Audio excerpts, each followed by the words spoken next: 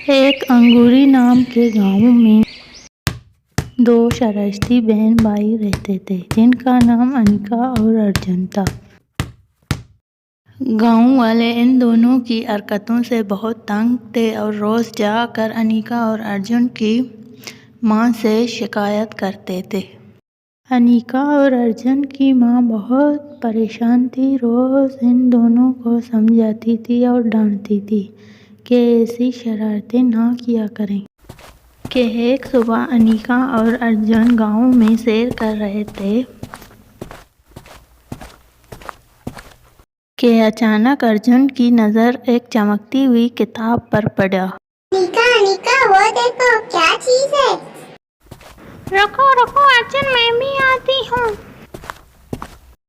अनिका इस किताब को ले जाकर दादी के पास चलते हैं, वो हमें मजे मजे की कहानियाँ सुनाएगी। चलो अर्जुन जल्दी चलो। अर्जुन और अनिका चमकती हुई किताब को उठाकर दादी के पास चले जाते हैं। दादी, मैं और अनिका गांव में गुजर रहे थे तो हमें ये चमकती किताब मिली। बेटा अर्जुन, ये कोई मामूली किताब नहीं है बल्कि ये एक जादुई किताब है। इस किताब में मज़े मज़े की कहानियाँ लिखी हैं।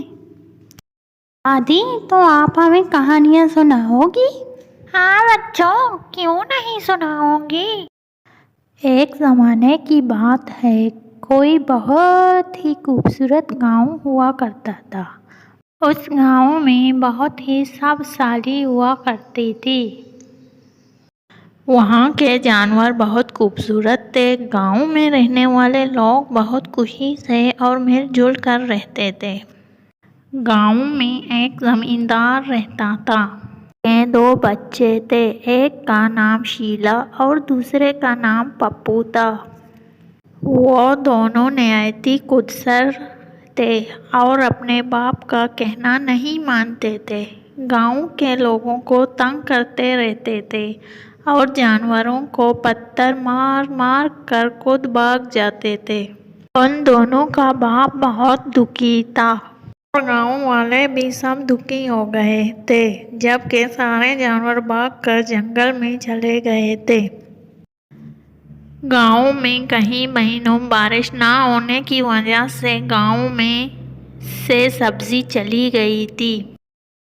दादी, इस गांव में ये सब कुछ किस वजह से हुआ?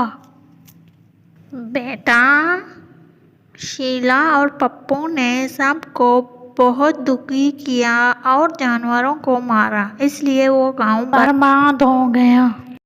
दादी, अगर हम भी लोगों को तंग करेंगे तो हमारे साथ भी ऐसा होगा।